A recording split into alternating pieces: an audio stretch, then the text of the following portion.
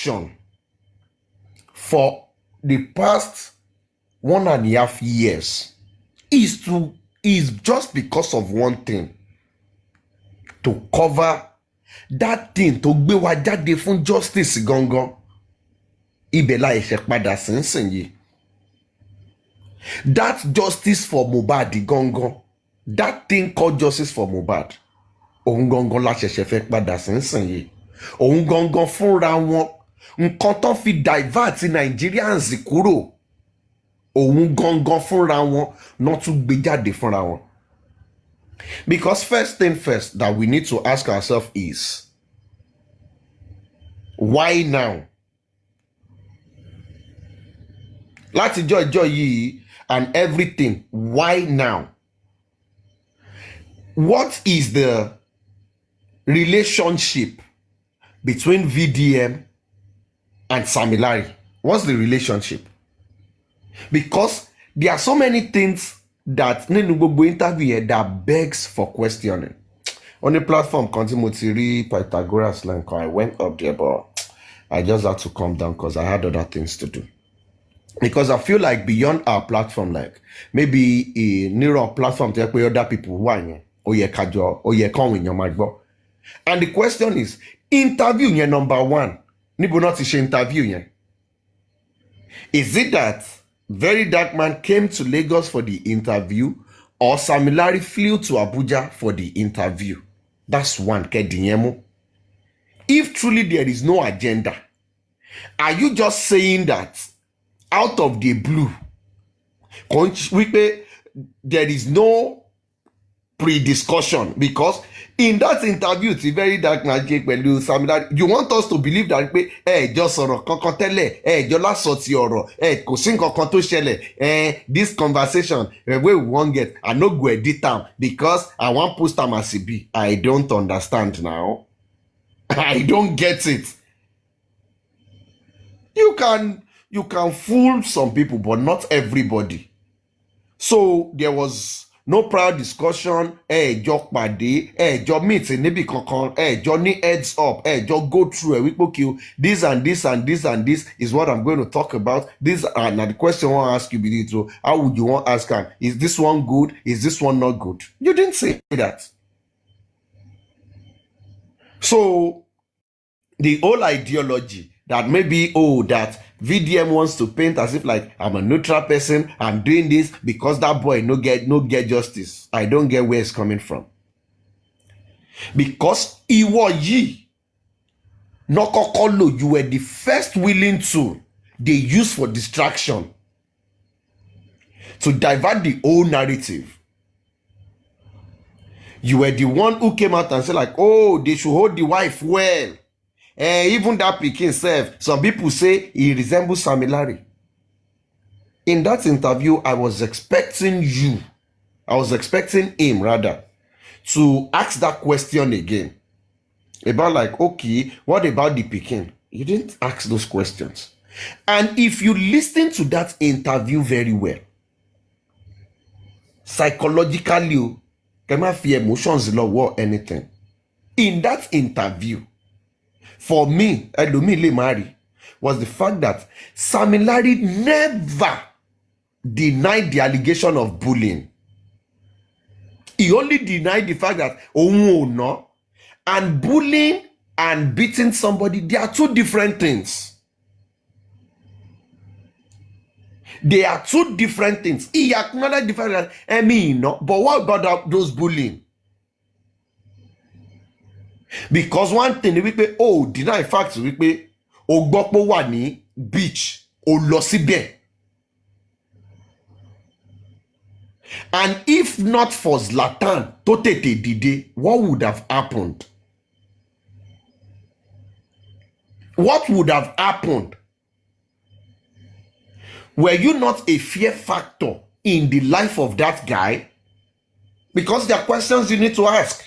Were you guys friends? What exactly is the working relationship? What exactly is the existing relationship between you guys? Why are you always picking on him? At least Bekoche Porto, there are like over 20 million people living in Lagos. Why is it that it is only you? Because in the course of all of this that we are saying, even his label boss, in person of Naira Marley, there is no video to surface pé wípé òkè pé nǹkan tí wọ́n ṣe fún yẹn pé Naira Marley ṣe fún. So kí ni nǹkan tó dà yín papọ̀? Ó fẹ́ gbowó ẹ̀ lọ́wọ́ ẹ̀ first time, I don't understand. The second one, teacher Dalia tó lè gba fóònù òun kọ́.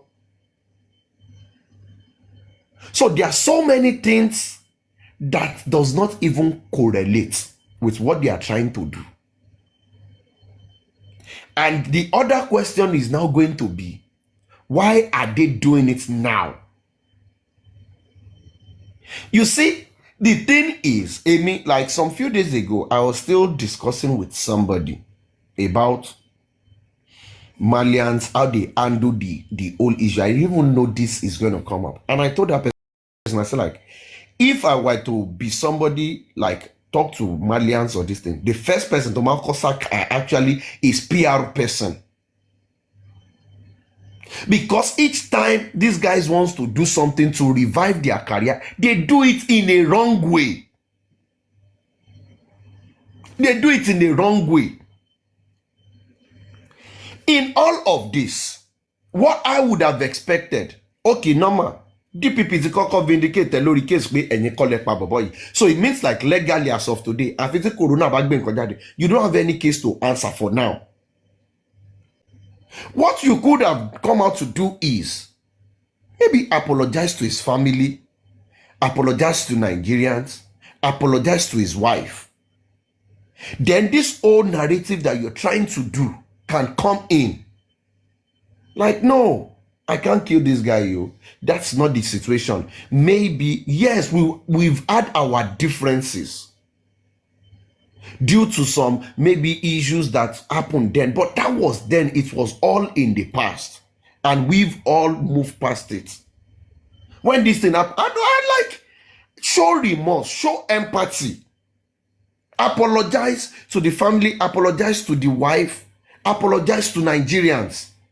Let them know that is not the kind of person you are. But yes, as of that time, it happened. But you coming out with VDM to come and create a narrative and gaslight Nigerians indirectly to see you as a saint, it's not going to happen. And one thing is, I'm glad that this did not work. Because Teba Logbo, now, okay, VDM, the interview was day before yesterday or so. When you now released the Zlatan recording, I don't understand. Boye mini koni mogbo recording here as normal omo boyi loju titi and everything. If you listen to what Zlatan is saying, it's the fact that this guy makes it very clear. I don't want problem. Now, the thing is, Tebatuwa Logbo, that recording of Zlatan, that recording is not new. In fact, that recording was made in the heat of when those things was happening, when those justice for Mohbad tó ẹ̀ṣẹ̀ bẹ̀rẹ̀, nígbà tí gbogbo video yẹn wà viral tó ẹ̀ṣẹ̀ ń jáde yẹn, time yẹn let's pé Zlatan tẹ́tí record yẹn, which is ó ṣẹ̀ṣẹ̀ ni ẹ má bínú, ó ṣẹ̀ṣẹ̀ ni torí from the beginning ó ní obdokini ti lọ bí 2 years nísìn, ó ṣẹ̀ṣẹ̀ ni. No, Tẹ́bá ẹ lọ tún gbọ́ dáadáa. That recording was made then. It is not now. It is not now. Like the issue lórí bullying, one ṣe kíní kan, ó ti ń go on for like 2 years. It is an old recording. It is not new. Ìgbà tí gbogbo kíní ẹ̀ ń gbóná náà ti record ẹ̀. So the question is, why release it now? Why trying to bring Zlatan into it? What role or what scores are they trying to settle with Zlatan by bringing Zlatan into the case now? because it, like, èmi ò mọ̀, psychologically something is actually wrong. Because okay, local statement like okay, Mohbad wrote a petition against you in the station. It was there. You said you went there to go and write a counter petition. You want to you gave a counter petition based on what exactly? The business tó ṣe, owó tó lò san, account tó san sí, proof kíní yẹn tó lò san yẹn and everything. It's not as if like you're showing the public to know like I paid this guy money for a show, like he rightly said, and he didn't come for my show, he didn't refund me. That's the reason tí mo fi ń bully ẹ̀ everywhere tí mo bá ti rí pé mo fẹ́ gbowó mi padà. That's not the case. Mr. Tosin, I'm so sorry to cut you. Emma Bino. Even the money Tolo saw, as at then, Mohbad was still under a record label. So how come you are paying into his personal account? Those are the things that we are saying. So the thing is, on the ìkà èèyàn ló máa rojọ́, ìkà èèyàn kọ́ ló máa dá. So these are the questions that people need to ask. Why are you now coming? Okay, is it that okay you're expecting Zlatan? Zlatan has said it like I don't like I don't get what you want Zlatan to come and tell us, because this is a video that each and everybody saw the video. Ìgbà tẹ́ wọnú bẹ̀ yẹn ní music video tẹ́ lọ shoot yẹn, ó dé bẹ̀bẹ̀ ní pé ó lọ bá wọn ṣeré náà, ó dé bẹ̀bẹ̀ ní pé ó fẹ́ lọ bá wọn rẹ́rìn náà. You went there in your capacity as who you are. And the part of the things we heard you saying is eléyìí ò lè kúrò ńbí lẹ́ni. So what are you saying? Ṣé fíìmù lẹ́ ń ṣe ni? Ṣé skit lẹ́ lọ yà ni? If you bully somebody or you beat somebody and you make up with that person afterwards, it does not erase the fact that you've beaten that person or you bullied that person earlier. Ó kàn dàbẹ̀ tó o nọmọ, o dẹ̀ sọ fún pé kó má sunkún. Does that mean wípé o nọmọ yẹn ni? So this whole thing, I just like it that okay, fúnra yín lẹ wá gbé lọ sí fún Nigerians. The agenda of what VDM wants to achieve, what he wants to achieve, eléyìí kan backfire mọ́ lọ́wọ́ ni, is to continue with the whole agenda. Lọ́tún tó ń jáde lọ́sì, they shot me 3 seconds video kìnìkan. Ẹ máa rí wípé these whole things are pre-planned.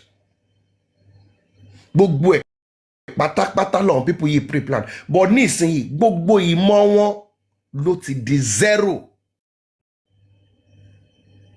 Gbogbo ìmọ̀ wọn ló ti di zero. Gbogbo àwọn tán go wá tán ní voice tán fi pé maybe like okay wọ́n máa suppress some people yìí, wọ́n already suppress, and now they have to do their job by themselves, because nísìnyí àwọn tẹ́ kó jọ pé kán wá suppress àwọn tó wà ní side ibi gan, wọ́n ti kọjú ìjà síra wọn. So ti that àwọn gods will put that past city wà pẹ̀lú ilé, ẹ jẹ́ káwa lọ ṣe kíní wa fúnra wọn. That is what is happening. There is nothing they can do. And I like what is happening, because ṣe justice táwa rí gangan tó mú àwa jáde ní day one yẹn, we are going to get that justice.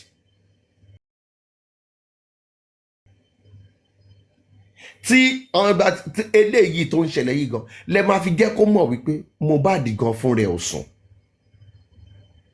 Ó dẹ̀ mọ̀ justice tó mú fẹ́ gangan, ó mọ̀. And this is what he has put to light. Pé sórí ẹ̀yin tẹ́ dá kíní yìí rú ẹ̀, ẹ̀yin náà lẹ máa fọwọ́ ara yín lẹ máa tún ṣe pa. Fídíò yìí lọ́wọ́ èèyàn rí tán fi jáde justice, táwọn èèyàn fi jáde tí protest wà and everything. Ṣé bóun lẹ rí kó tó lọ fi DNA tó gbé DNA wọ́ tó fi divert everybody. Ìwọ tó divert àwọn èèyàn pẹ̀lú DNA yẹn, ìwọ náà ló máa dá bullying yẹn padà. Ta ló dá padà? Òun náà ní now. ló tún kó wọn sí padà again. So nínú sáàkù wọn sì bóyá pr tí wọn ní ìsinyìí wọn máa analyze ẹ dín aṣáàṣe mistake ta lọ involve bọ̀bọ̀ ìsìnkìnnì because ó dàbí pé nǹkan tó ti lọlẹ̀ tẹ́lẹ̀ òun la tún lọ rúwó again. So it is on them. That justice that Mohbad wants tó jẹ́ ká jáde láti lẹ̀, we are going to get it because that bullying gangan táwọn èèyàn sọ̀rọ̀ lé lórí láti day one, tẹ́ fi DNA tẹ́ fi gbé sí corner, tẹ́ fi divert àwọn family ẹ̀ náà tó jẹ́ wípé tó rà tẹnujẹ àti jẹkújẹ tí ràn jòsí àtàwọn ẹmẹ̀wà ẹ̀fẹ́ jẹ ẹ̀yin náà dá gbogbo ẹ̀rú. Anybody fẹ́ jẹ mọ́ tí ò sí anybody tó fẹ́ dáwó mọ́. And the truth is now coming out because ẹ máa ti mọ̀ wípé owó náà fi divert gbogbo kíní yìí because any small thing ẹ ti gbọ́ pé orí fọ́yàn kan dáwó fún bàbá ò tí ì jẹun kan fún lówó kíní kan ò tí ì jẹun kan fún lówó ní ìsinyìí tẹ́ẹ̀lì maintain ni bàbá mọ́ ní ìsinyìí tẹ́ẹ̀lì maintain ni bàbá mọ́ tẹ́ẹ̀dá owó fún bàbá mọ́ tẹ́ẹ̀dá free money fún bàbá mọ́ kí ni bàbá ṣe? Bàbá padà lọ again ní pé irọ́ o ẹ má lọ fi ìpowó tẹ fún mi o kò sówó mọ́ ẹnu mi ò dúnyàn mi ò mọ́ ẹjọ́ tó rí tọ́lọ́run ṣẹ́rọ̀ àwọn méjì yìí this Sam Larry and Naira Marley pẹ̀lú àwọn ẹ̀mẹ̀wá yìí ẹjọ́ ẹ bá ń dá wọn padà wá ẹ bá mi dá wọn padà wá ẹ lè kúrò nù kéèsì yìí o because there are proofs and evidence so ẹ lè kúrò nù ẹ. So all they've been doing to divert each and every one of us, especially most people on Josie's side, owó yẹn ni. Owó yẹn ni. Ẹ kàn jókòó kẹ́kàn wo wípé let's say 2 months or let's give it 3 months tí donation no stop tówó wọlé mọ́ tí táwọn èèyàn contribute mọ́ kí ló ṣẹlẹ̀ sí business enterprise? It has come down crashing because there's no cash out for anybody again. Nígbà tí ó dẹ̀ sí cash out mọ́ òótọ́ ọ̀rọ̀ àjáde now.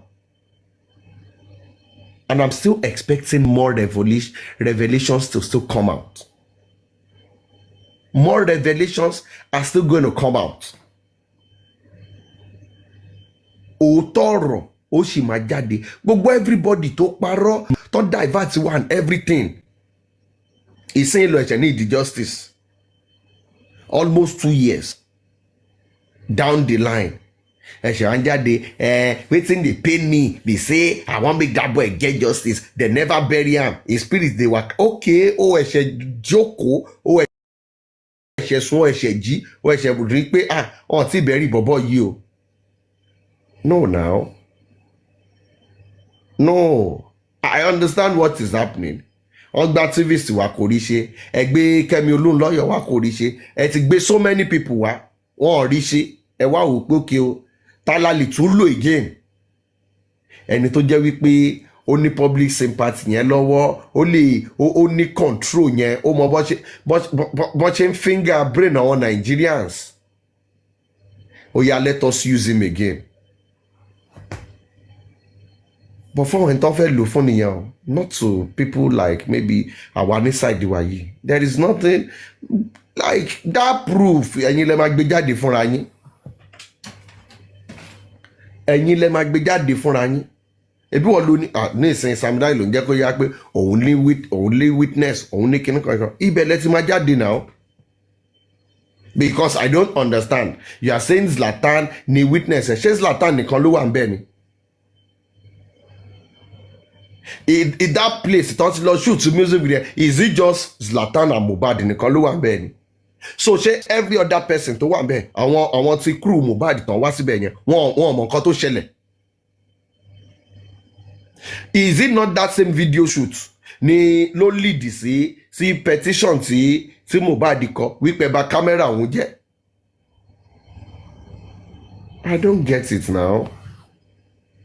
It's just so, but I'm just glad that people are seeing VDM for who he is.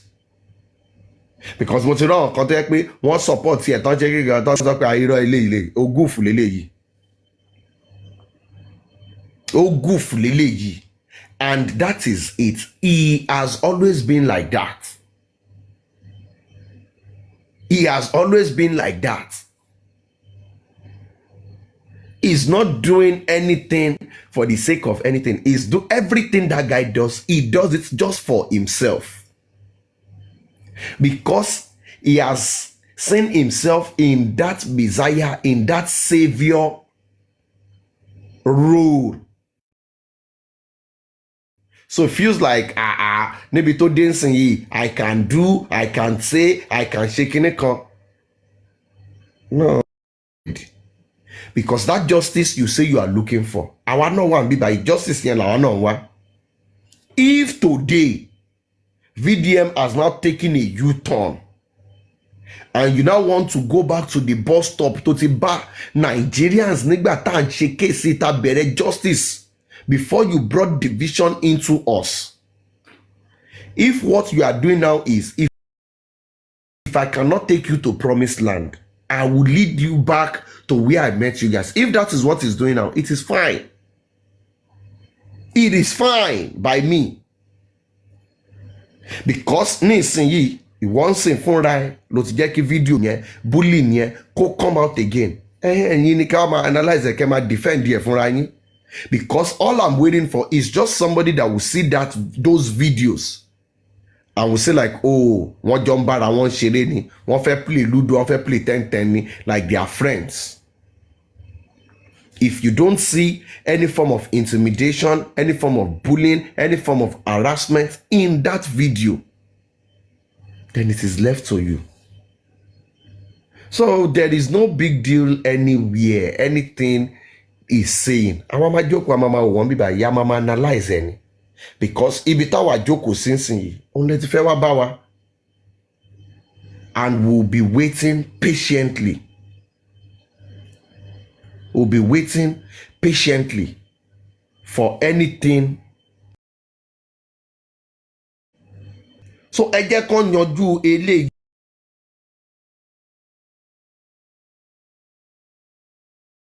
of this guy.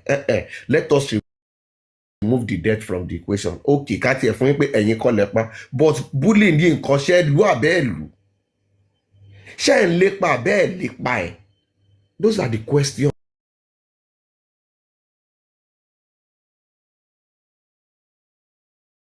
Because even if you are saying, ti beach yẹn, Zlatan was your witness. Ti Chandali nǹkan. And other places, other incidents that has happened. Or is it that you are saying like there are no other people that can collaborate the fact that or can come out and be witness to the fact that this guy was truly bullied by you people? In fact, gan tẹ́ bá lọ wo that interview gan pẹ̀lú Samilari àti VDM gan, it got to a point nígbà tí VDM sọ pé Zlatan no small, no be person wey be say for your information na no fit bully am. Ó ní pé kí ló ń sọ? They no fit do wetin to who? Ìyẹn náà sáré yẹ no be wetin I mean say shebi if na do this thing, him go fit talk outside. So they know what they are doing. They know what they did. And I'm glad that I will not be wasita. So now we are back to the beginning of justice for Mohbad. The beginning, like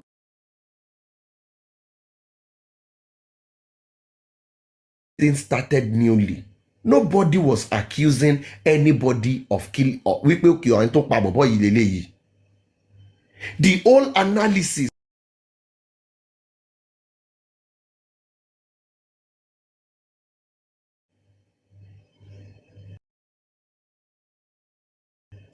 not until the first one that occurred, only anonymous kan tó kọjá jáde wípé Mohbad walked into the hospital. Onítọ̀hún yẹn tiẹ̀ sọ wípé ẹ sọ dé wípé àwọn jọ ya picture gan.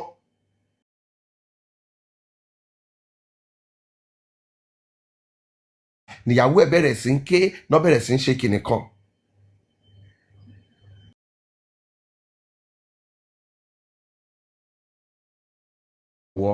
And maybe na because of the DNA na him dem kpai the guy na him dem kpai the slang kpai tó ń bẹ̀rẹ̀ sí ń lò lórí justice for Mohbad and everything VDM ló gbé wá. Because nígbà tá a bẹ̀rẹ̀ gbogbo kíni nobody was talking about the death of this guy. Yes, he died, but even in death bullying yóò gbọ́dọ̀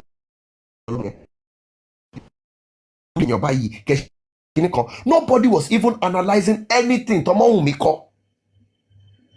Nobody was even seeing Wumi as somebody tó matter nínú gbogbo kíní yìí. The only person táwọn èèyàn rí tó ń reckon pẹ̀lú nígbà yẹn was even the father. Nobody was talking about even the wife. Nobody. Because nígbà tá a bẹ̀rẹ̀ kíní yìí mo lè rántí kò sí any conversation about Wumi o, Mama Mohbad o, àdúrà o, blessing o. Nobody was even talking about these people. Josie came into discussion after a series of interview on TikTok live with Perkins.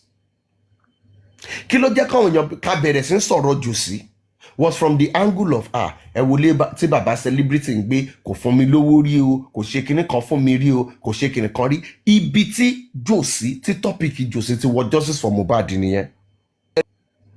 And some people say like kò yẹ kí bàbá yìí sọ̀rọ̀ báyìí now, you are not supposed to say this even to honor the memory of this guy. Kò yẹ kó ṣe kinní kan, kò yẹ kó ṣe kinní kan. Nígbà gbogbo ọ̀rọ̀ yẹn ń lọ làwọn èèyàn bẹ̀rẹ̀ sí ní pé ó ra truck fún yín kẹ̀, ó ṣe kinní kan fún yín, ọmọ yẹn tọ́jú wọn o, ọmọ yẹn ṣe kinní kan. That was how the whole thing start escalating. Kádẹ̀ tó mọ̀ àwọn kan ti gbé narrative jáde and they stabbed him. Wọ́n stab ẹ̀ ni, wọ́n ṣe kinní kan ni, bọ́ntẹ̀ ṣe gbé narrative, wọ́n stab ẹ̀, it is the wife, kọ́ lọ ṣe DNA, kọ́ lọ ṣe kinní kan, kọ́ lọ ṣe kinní kan.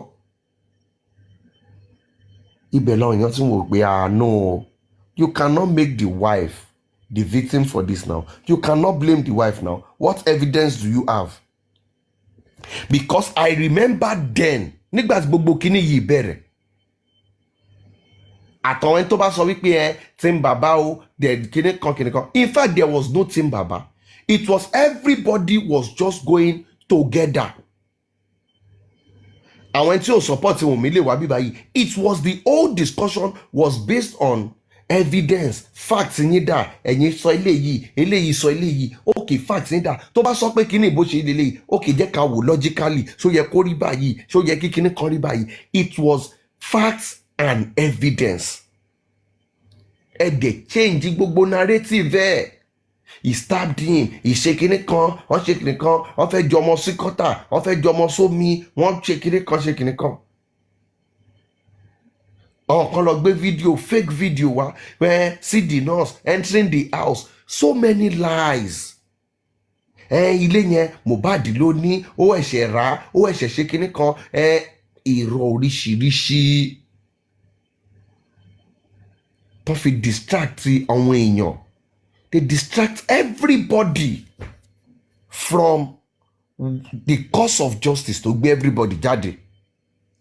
The reason tí àwọn èèyàn ṣe protest ní Nigeria, ní UK, everywhere, all around the world was not because of Wumi. Nobody protested because of Wumi àbí pé wọ́n stab wẹ̀ àbọ̀ ṣe kíní kan. No.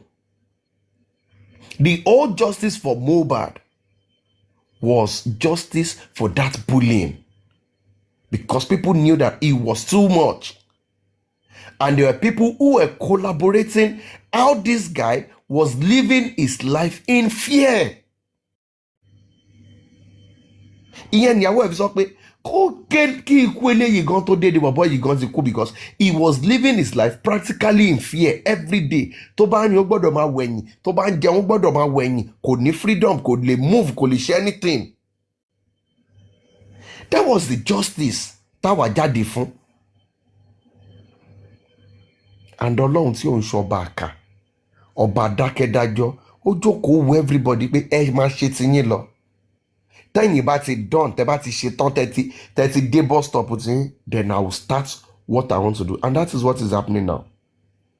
Fúnra wọn náà máa kó evidence wọn jáde they've called Zlatan à ń dúró kí Zlatan wá sọ̀rọ̀ bóyá Zlatan máa sọ wípé búlí ẹ o ẹ ń fọwọ́ ra lórí ni o in fact gan ẹ̀yin lẹ ra iṣu àti ọ̀dùnkún àtàmàlà tá jẹ ẹ̀yin lẹ rà fún wa ẹ̀yin lẹ ṣe kìnìkan kan we are waiting for Zlatan. We are waiting for him. Any evidence, anything he wants to say, we are waiting. And if they are going to call other people too, we are waiting. But nǹkan tẹ́mi mọ̀ ni wípé Zlatan nìkan on that beach, that video that we saw, it is not just Zlatan, it is not just Samilari and Mohbad. There were many other people who witnessed what happened. So if Samilari should just do Nigerians a favor, if Zlatan is not talking, àwọn boys ti ẹ̀ yẹn tóun mọ̀ fúnra ẹ̀ tẹjọ kúrò tán rí ẹ nígbà tó ń rìn bọ̀ tó fẹ́ lọ raṣu tán tẹ̀lé ẹ lẹ́yìn gbé wọn jáde as witness. At least èmi nìkan kọ́ mo lọ ẹni yìí wà ń bẹ̀. Ṣèbéyàn kan ló direct music video onítọ̀hún ṣàtìkù ẹ pè jáde náà àwọn kan ṣàná ṣe sound àwọn kan náà máa ṣe kíní náà máa ṣe light náà máa ṣe everything. Call those people now. Why are you holding on to Zlatan? If it nǹkan tí witness over 20 why are you holding on to one? So tó bá jẹ́ pé yẹn nìkan ni call other people now. And I'm very sure this, and I feel like with this, but it's just so unfortunate that our young boys tán wà pẹ̀lú Mohbad náà cause olórí mama du orí ẹ̀ náà ni kó má lọ bully wọn and everything, because I feel this will be a time for maybe, I don't know if Lifestyle was present in that music video. He would also be a witness. He would be a witness if truly gbogbo tó máa ń jáde lórí live tó máa ń sọ tó máa ń ṣe kiri kan is my friend mi lè ṣe kiri kan. I think this is the time that any one of them that are actually in a safe space, so called, mi ní sọ wípé kó wá lọ put ààrẹ to risk for these people.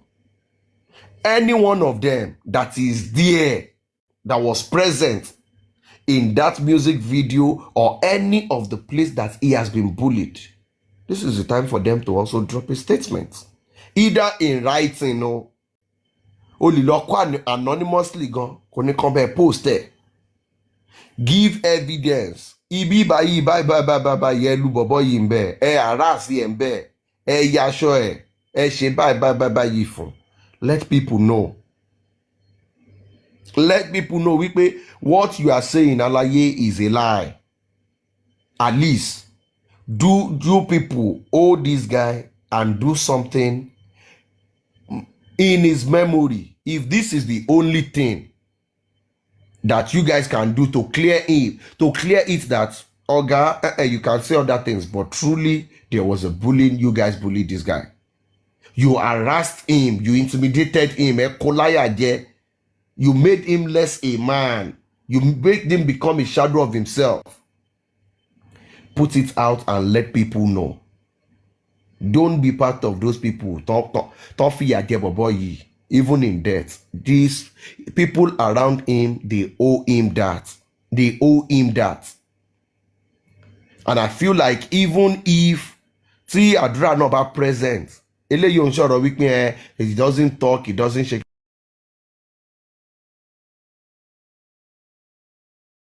Tí Jòsí náà sọ wípé tán bá ti lù nígbà yẹn òun lòun máa pè yá ẹ̀ wípé wọ́n tún ti lù o, àwọn wo ló ń lù nígbà yẹn?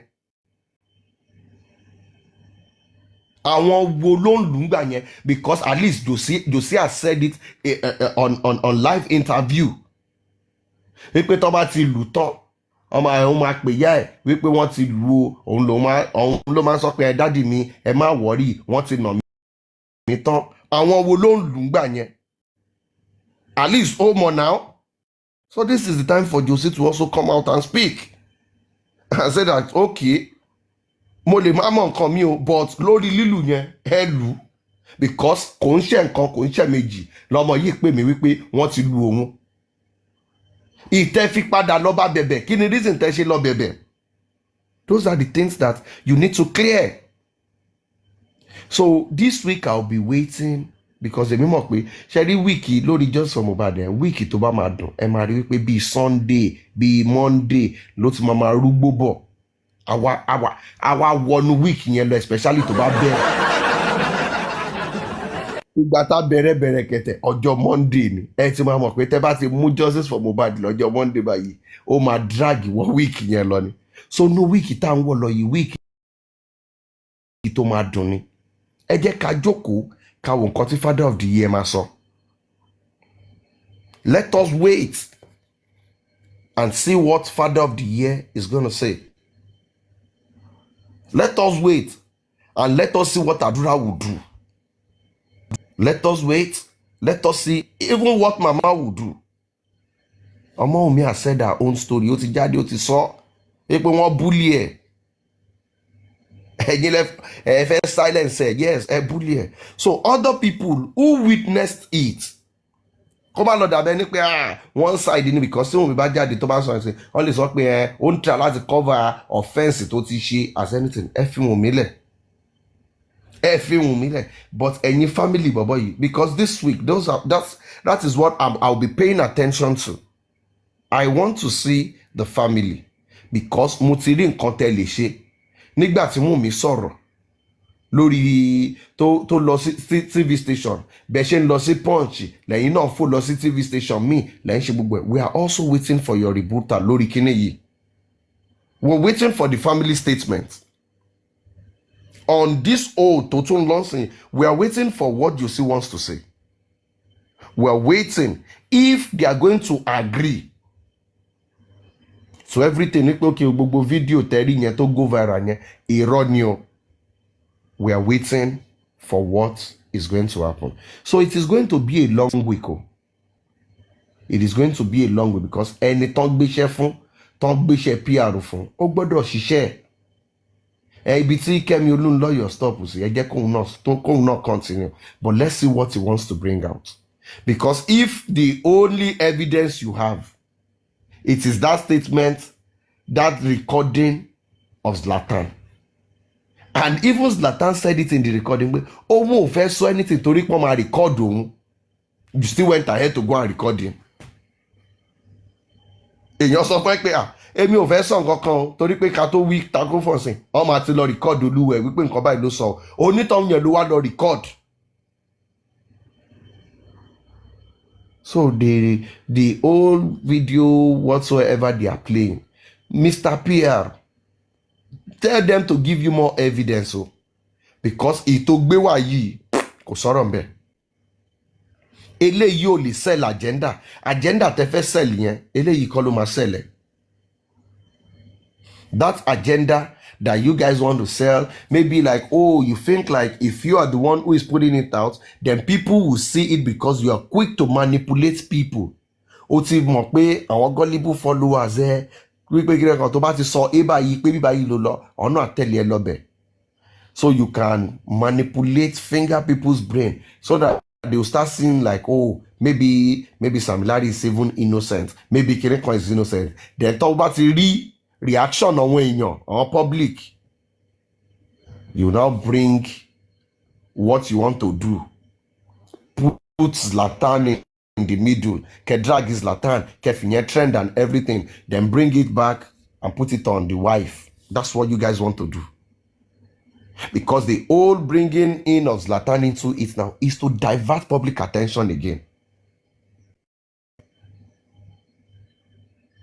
It is to divert public attention. No, that is on you.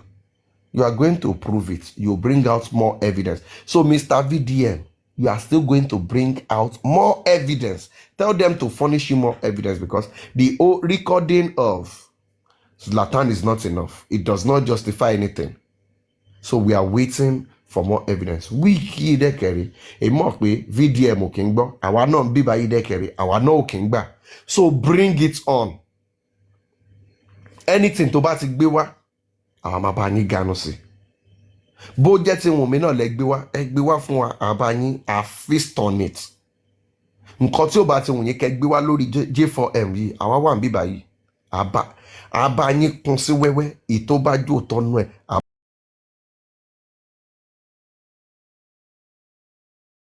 All a blessed week ahead.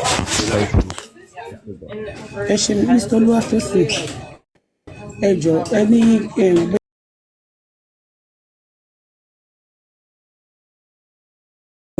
justice táwa ń wá gangan.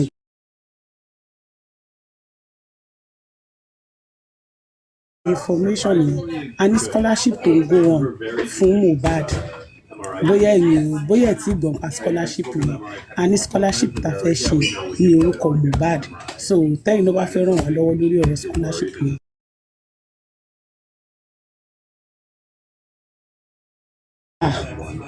Ẹ̀rù dẹ̀ bà mí kí lè tẹ́yìn parọ́ ṣáà ní scholarship ni ẹ máa jẹ́ kí Mr. Olúwatósìn ló bèèrè arọ ni mò ń pa ń sìn ẹ̀yin comment section ẹ gbọ́ ṣé mò ń parọ́ ni.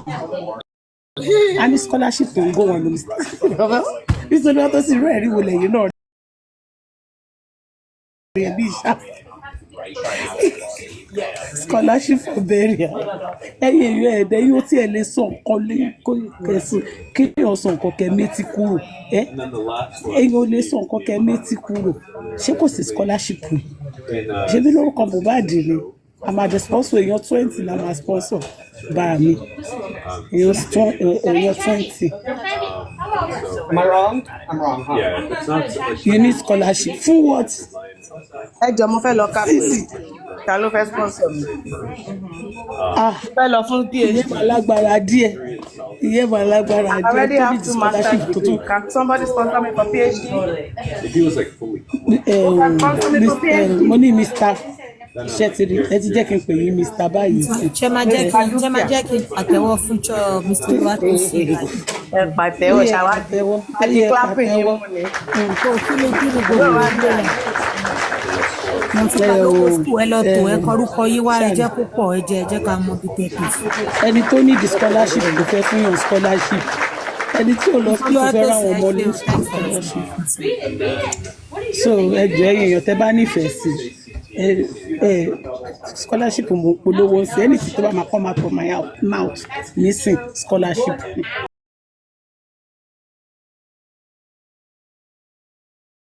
Ẹ má tó já máa fún àwọn tíìmù mi ní priority. Priority wà fún àwọn tíìmù. Ẹlòmíì láyà àṣà wọ́n lọ lùyàn wọ́n lùyàn bàrà wọ́n fi mọ̀ ní scholarship ló tán scholarship òkú bẹ̀rù òkú ọ̀run kó gbà yín lẹ́nu kẹ́nu yín wọ́ sẹ́gbẹ̀ àdáadáa àti yóò làgì tiwa kọ́ ló lọ. Àwọn ní dead glory náà.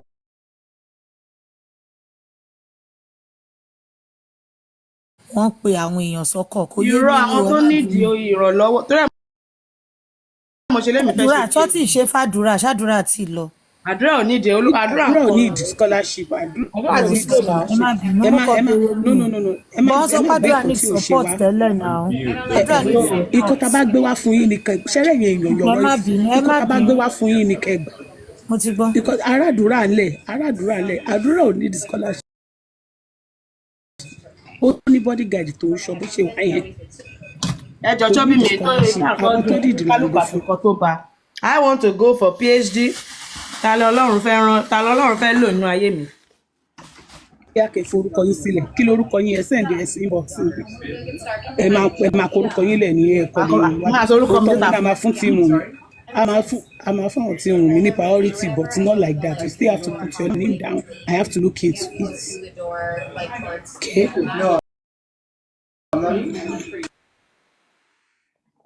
Orúkọ mi ni lẹ́tọ̀ ní ti fi mílẹ̀ mọ́ wọ́n sì lọ́wọ́ mi sí ní stage. Ẹ jẹ́ n sọ orúkọ mi fún yín kí tẹ́ bá fẹ́ kọ check. Ẹ kọ pé dúkìá Olúwa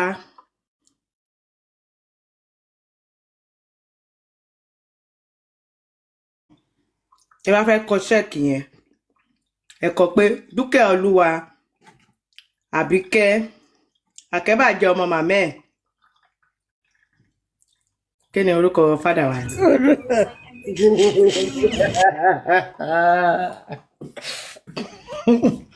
ṣé ẹ gẹ́ẹ̀tì orúkọ àbí kí type ẹ̀ sí comment section lókè ìjọba màmá ẹ̀. àdókù wèrè. Oh, yeah, when you do GCS. Mọ́mí Àṣàbí ikọ́ tá a bá ṣe. ọmọ abiṣu jókòó jákàdí lóru ọ̀fà ló bá tán. báwo nínú dọ́là wo ni àmọ́ tó dúró láti. My English name is not like your Mọ́mí Àṣàbí ikọ́ tá a bá ṣe ń bìbà ẹnìkẹ́ bá wa ṣe.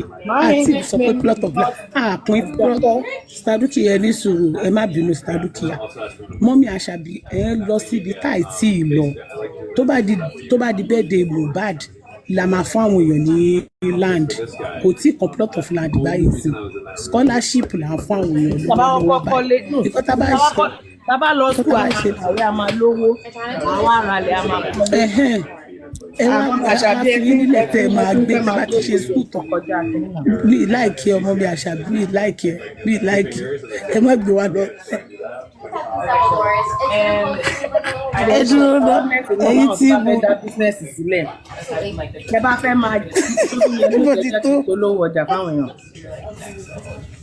ẹ bá fẹ́ máa ta. ẹ dúró lọ Staduki ẹ jẹ́ sáré béèrè nǹkan lọ́wọ́ yín ẹ má bínú ẹ jẹ́ sáré béèrè nǹkan lọ́wọ́ yín ṣe rántí ìgbà yẹn ẹ̀rọ àmàgbọ́n mi Staduki ṣe rántí ìgbà yẹn ìgbà tí justice ṣe bẹ̀rẹ̀ tán ní ẹni tó bá ní ẹni evidence lọ́wọ́ àwọn máa fún ní ilẹ̀ pẹ̀lú ibo ló ti fẹ́ rí ilẹ̀ yẹn. ẹ wá ní òtítọ́rí ọ̀nà. ẹ má dá nǹkan lẹ̀ o ẹ má dá nǹkan lẹ̀. As I was saying ṣẹ́rẹ́ yìí tẹ́ bá fẹ́ dá okòwò lẹ̀ tẹ́ fẹ́ máa já minerals mi sọ pé soft drink o mi pé soda minerals ni mo pè o èmi ni Pepsi Mirinda Coke nǹkan tẹ́ fẹ́ máa já tẹ́ fẹ́ máa fi sí freezer kẹ́ máa kó máa block kó máa ṣe mortuary standard kó gan kẹ́ máa tà fáwọn tó ń kiri lójú títì yẹn ẹ máa bọ̀ kẹ́ gbé proposal yín wá a máa sponsor yín Limca Go Sport kọ̀ọ̀kan yẹn Dr. Pepper